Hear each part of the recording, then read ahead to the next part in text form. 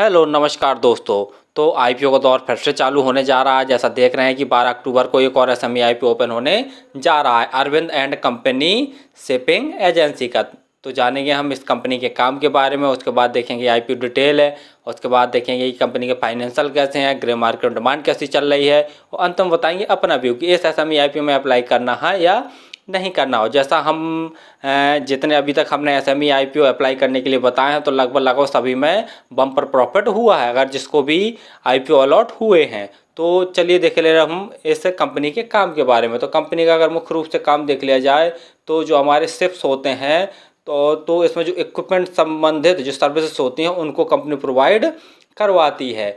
और जैसे देख लिया जाए तो माल उतारना है, माल चढ़ाना है, उसके लिए भी देख लिया जाए तो जो क्रेन मशीन हुई और भी मशीनरी का यूज होता है।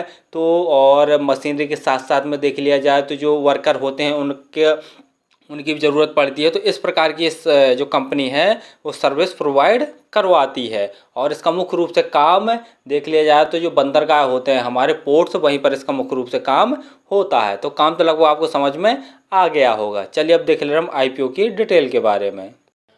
आईपीओ 12 अक्टूबर को ओपन होने जा रहा है और 16 अक्टूबर तक यह ओपन रहेगा। जैसा प्राइस बैंड देख रहे हैं तो 45 रुपये पर शेयर का प्राइस बैंड रखा गया। 3000 शेयरों का एक लॉट। अगर टोटल इशू साइज देख लिया जाए तो 14.74 करोड़ का टोटल इशू साइज रखा गया है। यानी टोटल इशू साइज देखते हैं तो बहुत छोटा सा रखा गया है। और लिस्टिंग इसकी एनएसई एसएमई पर होगी। रिजर्वेशन में देख ले रहे हैं जो रिटेल भाई है इनके लिए 50% का रिजर्वेशन, और जो अदर्स हैं उनके लिए भी 50% का रिजर्वेशन रखा गया है। अदर्स में जैसे एचएनआई कैटेगरी भी आ जाते हैं। और जैसा हम बता ही चुके हैं कि 12 अक्टूबर को यह आईपीओ ओपन होने जा रहा है। जो क्लोजिंग डेट है वो 16 अक्टूबर रखी गई है। अलॉटमेंट देख ले रहे हैं तो 19 अक्टूबर को अलॉटमेंट डेट है। और यदि आपको अलॉटमेंट नहीं होता तो आपके जो पैसे हैं वो 20 अक्टूबर तक रिफंड आपके अकाउंट में वापस आ जाएंगे। और जो क्रेडिट और डेबिट संबंधी मैसेज होते हैं उनसे ही पता चल जाता है। यदि आपके अकाउंट में पैसे क्रेडिट हो जाएंगे तो समझ लीजिए कि आपको आईपीओ अलॉट नहीं हुआ। यदि आपके अकाउंट से पैसे डेबिट हो जाएंगे तो समझ लीजिए कि आपको आईपीओ अलॉट हो गया है। और जैसा देखें जो लिस्टिंग डेट है वो 25 अक्टूबर रखी गई है। और यदि आप रिटेल कैटेगरी में एक लॉट अप्लाई करना चाहते हैं तो उसके लिए आपको लगभग 1,35,000 रुपये खर्च करने पड़ेंगे। रिटेल कैटेगरी में मैक्सिमम आप एक ही लॉट अप्लाई कर सकते हैं। एचएनआई कैटेगरी में 2 लॉट अप्लाई कर सकते हैं, उसके लिए आपको 2,70,000 रुपये खर्च करने पड़ेंगे। आईपीओ आने के पहले जो इनकी शेयर होल्डिंग है अर्थात प्रमोटर होल्डिंग वो 100% थी, और आईपीओ आने के बाद जो इनकी प्रमोटर होल्डिंग बचेगी वो 73% बचेगी, जो कि ठीक ही है। पी देख ले रहे तो 9.74 है। आईपीओ आने के बाद जो इनका पी है वो 8.01 हो जाएगा। और मार्केट कैप देखते हैं तो कंपनी का 54.6 करोड़ का कंपनी का मार्केट कैप है, जो कि छोटा सा ही मार्केट कैप है। आरओई देखते हैं तो 46.8 करोड़ का, आरओसी 37.4 करोड़ का, यानी 37.4%। और आरओई देखते हैं तो 46.8%, यानी आरओई और आरओसी ठीक ठाक है। हम पहले ही बता चुके जितने भी एसएमई आईपीओ होते हैं उनका जो आरओई है और आरओसी लगभग 25% से ज़्यादा होना चाहिए। फाइनेंशियल में देखे ले रहे हैं, लेकिन फाइनेंशियल देखने से पहले आप हमारे चैनल को तो सब्सक्राइब कर लें ताकि आपको समय समय पर आईपीओ संबंधी जानकारी, एसएमई आईपीओ संबंधी जानकारी और शेयर मार्केट संबंधी जानकारी समय समय पर मिलती रहती है। जैसे फाइनेंशियल में देख रहे हैं जो ऑल अमाउंट्स है इन्हें लैक्स में दिए हुए हैं। और एसेट्स की बात कर रहे हैं तो साल दर साल कंपनी के एसेट्स तो बढ़ रहे हैं। और रेवेन्यू की बात ये ले रहे हैं तो मार्च 2021 में कंपनी का रेवेन्यू 52 लाख का था, 2022 में बढ़कर 331 लाख का हो गया। मार्च 2023 में जो कि बढ़कर 441 लाख का टोटल रेवेन्यू हो गया। यानी रेवेन्यू में देख रहे हैं कि साल दर साल बम्पर ग्रोथ देखने को मिल रहा है। प्रॉफिट आफ्टर टैक्स में देख रहे हैं कि मार्च 2021 में कंपनी को लगभग 23 लाख का प्रॉफिट हुआ था, और 2022 में कंपनी को 100 लाख का प्रॉफिट, और मार्च 2023 में देखते हैं तो कंपनी को 347 लाख का नेट प्रॉफिट कंपनी ने जनरेट किया। यानी नेट प्रॉफिट में भी इसके साल दर साल जंप देखने को मिल रहा है। नेटवर्थ भी साल दर साल बढ़ रही है। कंपनी का रिजर्व देख रहे हैं तो मार्च 2021 में कंपनी का जो रिजर्व था 466 लाख का था, और मार्च 2023 में बढ़कर इनका जो रिजर्व है लगभग 913 लाख का टोटल रिजर्व हो गया है।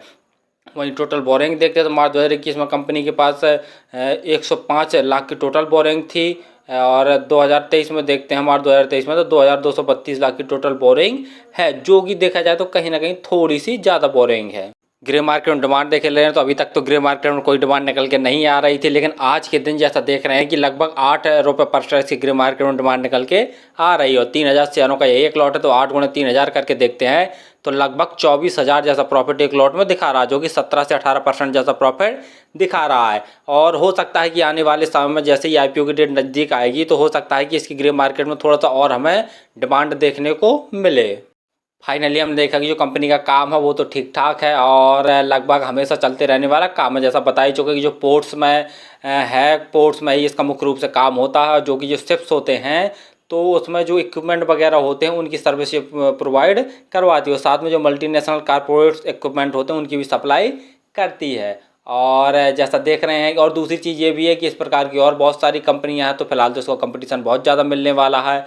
दूसरा देखे ले रहे हैं कि जो कंपनी का फाइनेंशियल है, फाइनेंशियल तो ठीक ठाक है, साल साल इसके ऐसा देख रहे हैं कि नेट सेल्स में बम्पर ग्रोथ देखने को मिल रहा है और प्रॉफिट आफ्टर टैक्स में भी बम्पर ग्रोथ देखने को मिल रहा है। यानी 2 पॉइंट में तो ये कंपनी सही उतर के आ रही है। ग्रे मार्केट में डिमांड देखी जाए तो वो अभी कम चल रही है और अभी तक तो कोई ग्रे मार्केट में डिमांड निकल के नहीं आ रही थी। आज ही के दिन जैसा देख रहे हैं कि लगभग 17-18% जैसा प्रॉफिट आज की डेट में दिखा रहा है। तो अगर ये प्रॉफिट और ज़्यादा बढ़ता है, लगभग 25% से ज़्यादा अगर इसकी ग्रे मार्केट में डिमांड बढ़ती है, तभी इस एसएमई आईपीओ में अप्लाई करें, अन्यथा ना करें। तो वो आपको जो प्रॉफिट होने के चांसेस वो ज़्यादा रहेंगे और लॉस होने के चांसेस कम रहेंगे। फिलहाल मैं भी अगर इसको अप्लाई करता हूं तो अंतिम दिन ही अप्लाई करूंगा, बाकी तो कंपनी में कोई दिक्कत नहीं है।